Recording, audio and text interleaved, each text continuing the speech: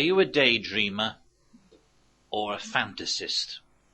Now, our reaction to that is to say no straight away because there's a negative connotation to those terms. But the fact is, the likelihood of us having never been a daydreamer or never fantasized is absolutely nil for two important reasons. One, we've all got a mind. And our mind has this tremendous ability to take in information from exterior sources and store it. And it just doesn't store it in a blank form. We can actually then revisit the information in our mind's eye. We can interact with the characters that maybe we've been watching on the television or reading about in books. And we can modify the scenes to suit ourselves. We've got a tremendous ability to do that. There's one reason why we would have been a daydreamer at one point or another. And the other reason, we live in a world that promotes daydreaming and fantasizing. All around us there are things designed to push us down that particular route. We've got advertising. It's designed to make us think that if we buy a particular product, we live a lovely life. And it encourages us to think about that so-called lovely life. So we desire the product. We've spoken about television, films, magazines, books. These things sometimes promote lifestyles, urging us to go down a particular route because in our daydreams we've already tasted and we've seen how good they really are. And what is it that people daydream and fantasize about? How about prominence? People do dream about that. Fame. People dream about that. Have you ever watched one of these television programs? Britain's Got Talent. When you look at it, you wonder if that's the case, don't you, sometimes? But those people, they've been up there pretending or claiming to have some great skill or ability. But what's led them to do that when quite clearly they haven't got a good voice or whatever? Isn't it because they've been daydreaming about it? And when they daydream, do they ever daydream that they're going to fail?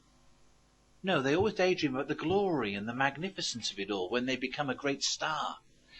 And that helps us to appreciate something about daydreamers. They never think about the possible negative consequences. The whole idea about a daydream, a fantasy, is that you push the negative out and you just focus on what you hope will come about. In fact, in the end, you can convince yourself that it will come about.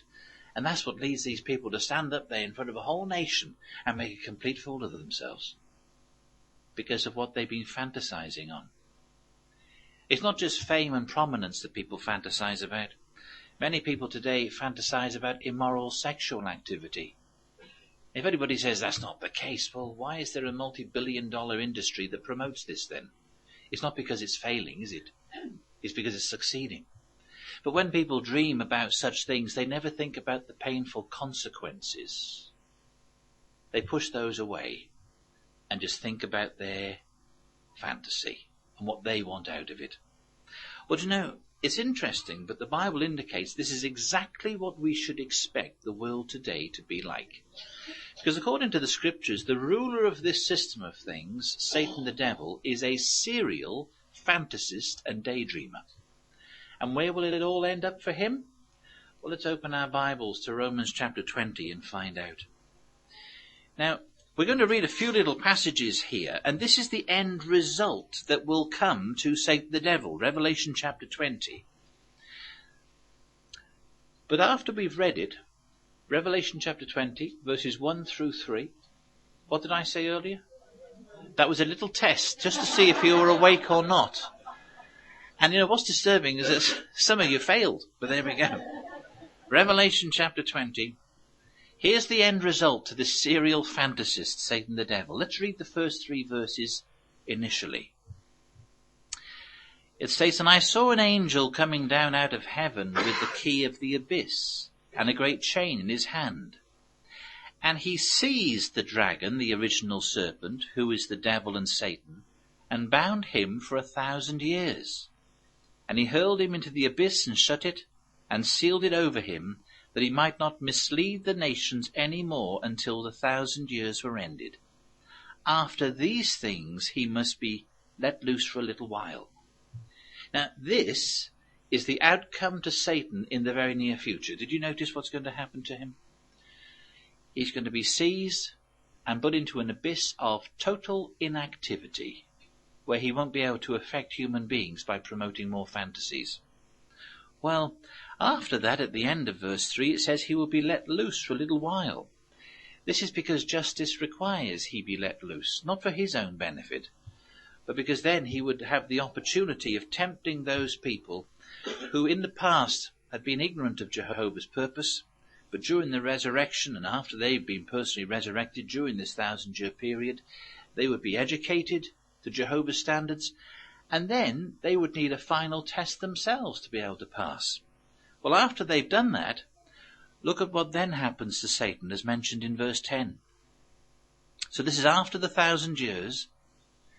It says, and the devil who was misleading them was hurled into the lake of fire and sulfur.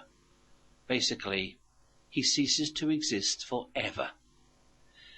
That's the end result that's coming to Satan. But just stop and think about it. This superhuman spirit creature at one time had a purposeful and happy existence stretching out for eternity before him. He had a meaningful relationship with Jehovah God. The scriptures indicate that he had some type of authority, although we don't know exactly what authority. But then, of course, things started to go wrong. He started to crave people to worship him. He stepped in at the beginning of human history, and he started off a human rebellion. The end result for him doing that is this. When he was daydreaming, of course, he never thought how bad it could turn out for him. He ignored the negative consequences. But could he possibly have ever thought he could replace Jehovah in the universe? It doesn't make any sense. But he must have daydreamed going down that route, thinking that he could come between Jehovah and human beings. But that's illogical.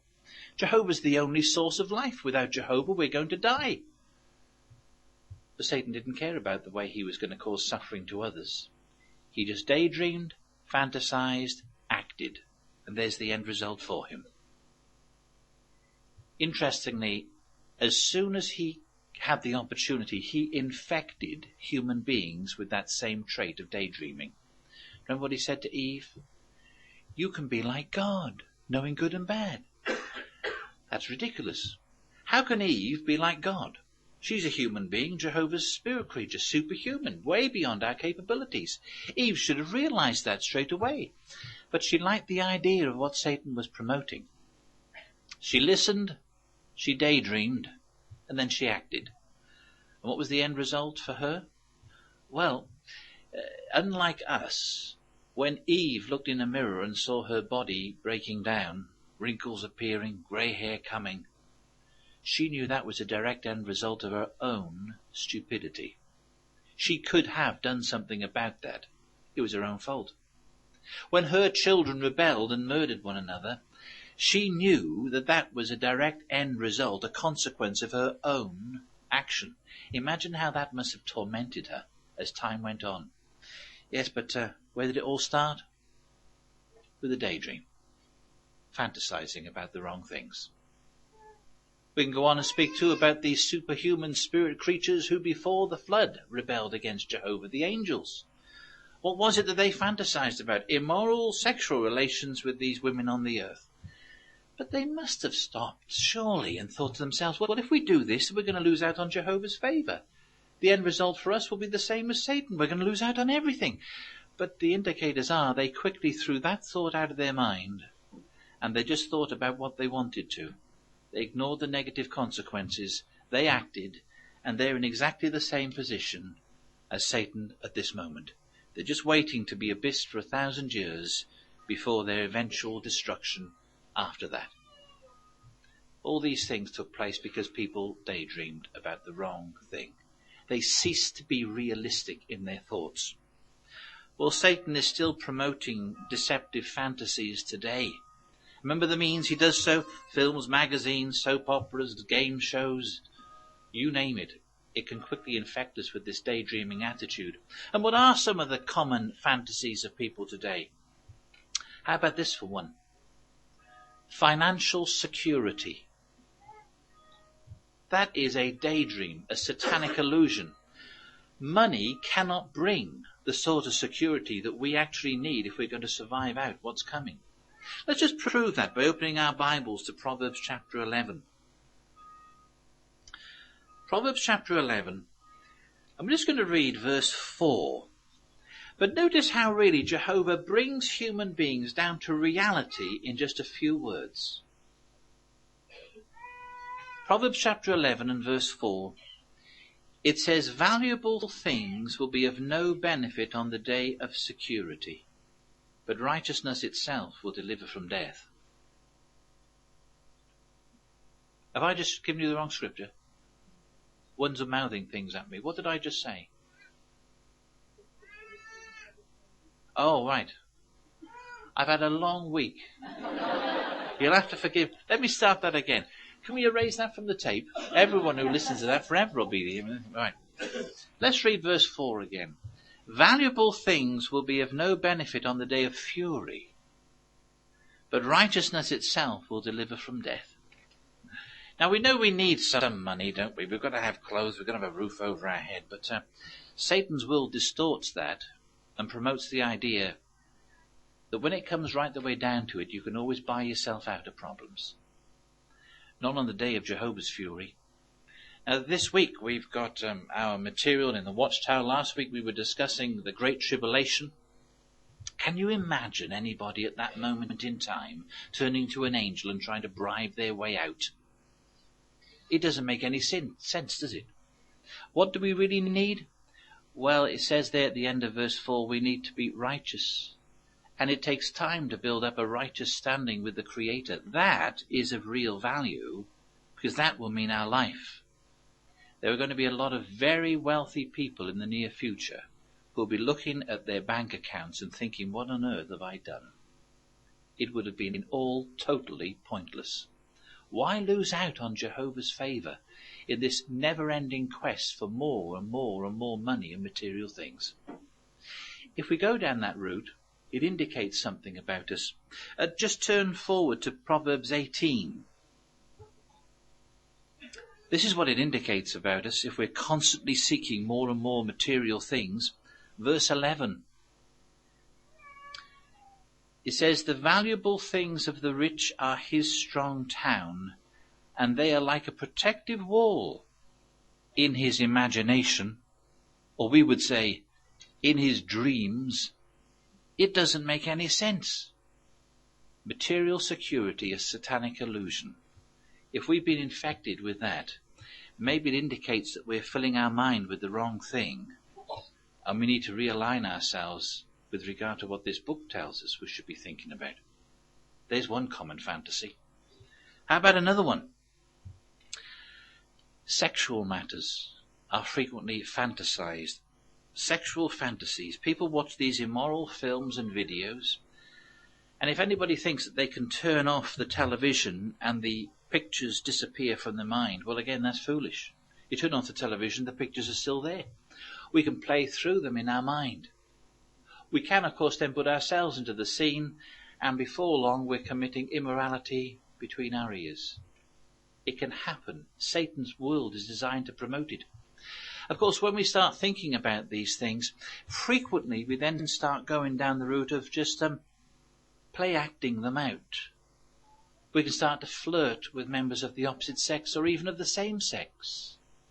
We can start going down a route waiting for others to respond to our flirtatious attitude. Then, of course, we start to engage in intimate conversation, perhaps with ones, and then that's only a short step to actually committing immorality. Who would not deny, or who could deny, that thinking about immoral things is frequently like a little rehearsal, a mental rehearsal for carrying them out? But even if we don't act on these things, it is still wrong. Just thinking about wrong things is bad in the eyes of the Creator. And those who indulge in fantasies, they're missing a vitally important life-saving thought. Let's turn to 1 John chapter 2 and allow the Bible to remind us of it. 1 John chapter 2. And we're going to read a few verses here. Now, these are quite hard-hitting, but we will see why as we get through the passage. 1 John chapter 2, and we're going to read verses 15 through 17.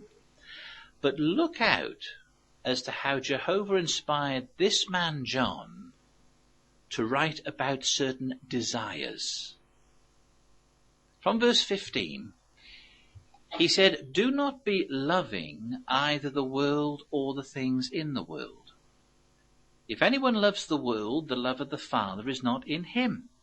Because everything in the world, the desire of the flesh and the desire of the eyes and the showy display of one's means of life, does not originate with the Father, but originates with the world. Furthermore, the world is passing away, and so is its desire. But he that does the will of God remains forever." Did you notice how it speaks of desires?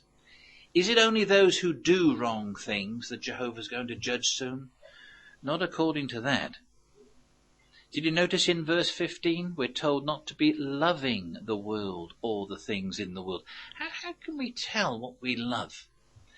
Well, if we daydream about things and we fantasize about them, we love them. As it says in verse 17, we've got this desire. We can tell what we desire by what we daydream and fantasize about. So if we're daydreaming and fantasizing about the wrong things, we've really got to get tough with ourselves now whilst the window of opportunity is open to us. We've got to gain control of our own mind, because we're going to be judged if we desire, we love, we daydream or fantasize on the wrong things. Now some might struggle with this thought, but actually it makes perfect sense.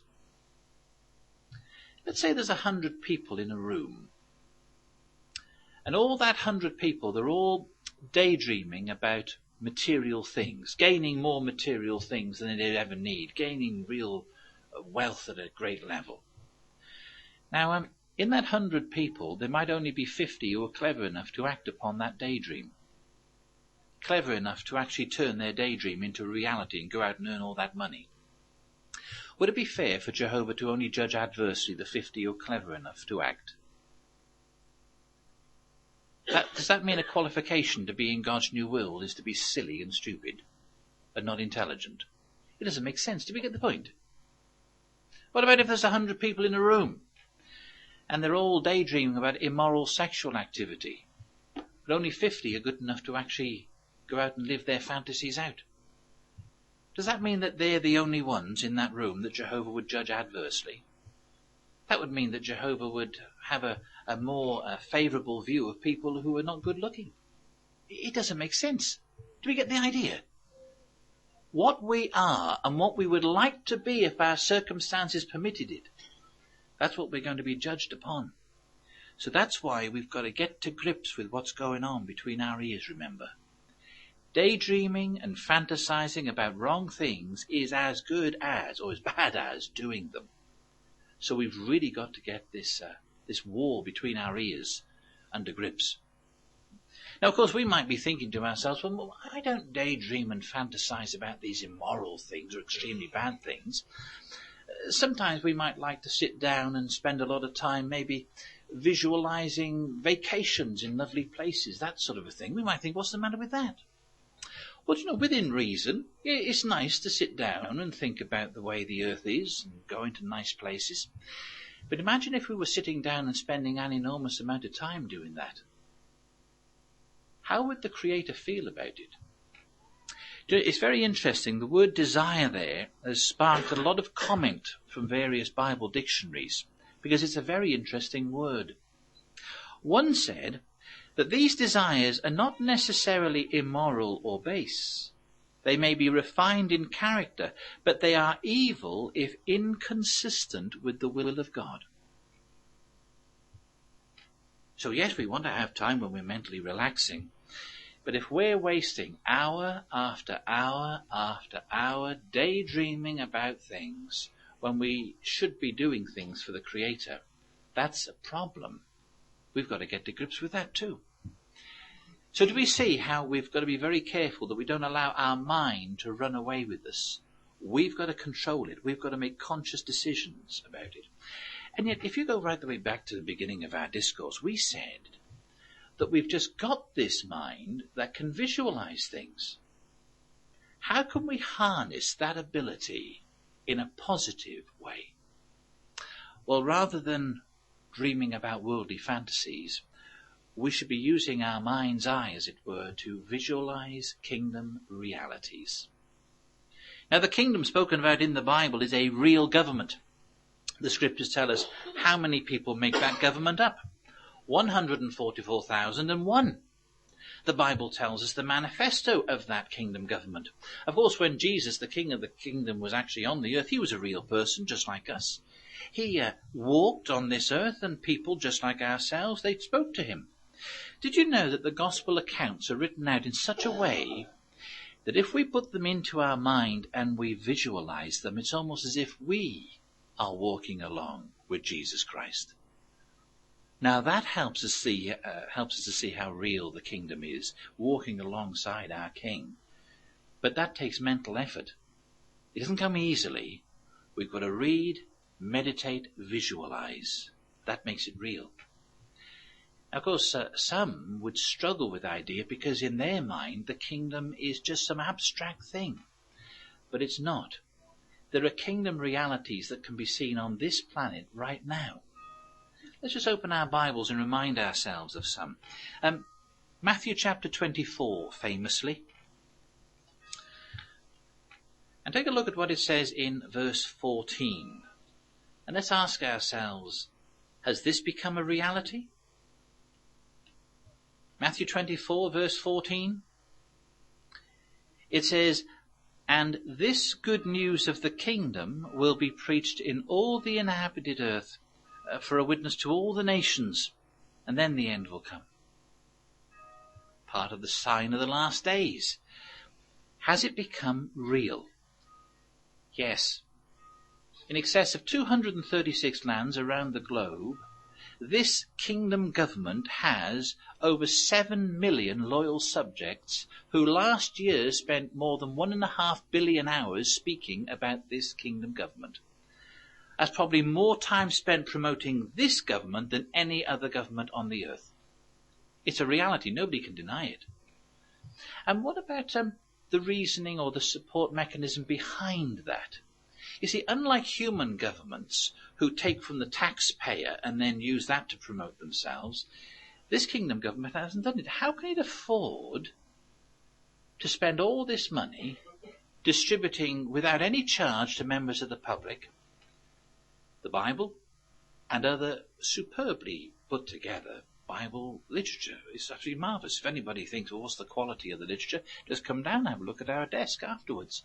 If anybody would like one, they can have a free publication or publication without charge. Do you know, I wish I'd gone to sleep earlier this week. My mind's all over the place. A publication without charge, whereby they can see the quality of the material that this kingdom produces. But how does it do it? Well, just turn back to the 29th Psalm, and we can see what is the support behind this kingdom government. 29th Psalm and verse 11. It says there, Jehovah himself will give strength indeed to his people. Jehovah himself will bless his people with peace. How on earth could this kingdom proclamation take place on the scale that it is without Jehovah God's support? It's a modern day miracle. No one can deny it. We can see it with our own eyes. A good question for us to consider, though, is are we personally involved in it?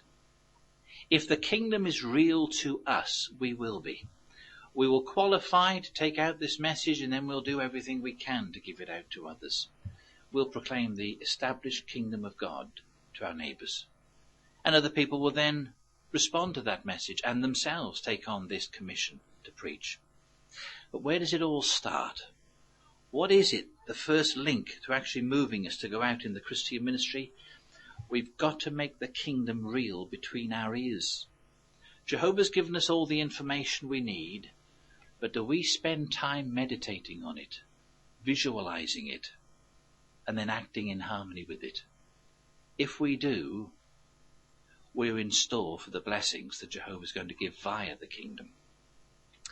You see, we've considered the fact that we've got this mind, and we've got the world promoting wrong things, and the Creator via the Scriptures is promoting right things. We've got worldly fantasies, kingdom realities. But the difficulty is we're actually inclined, because of our imperfection, to go down the wrong route. It is a real battle to get to grips with our minds and turn them to focus on what is good and fitting in God's eyes. Nobody just cruises through this process.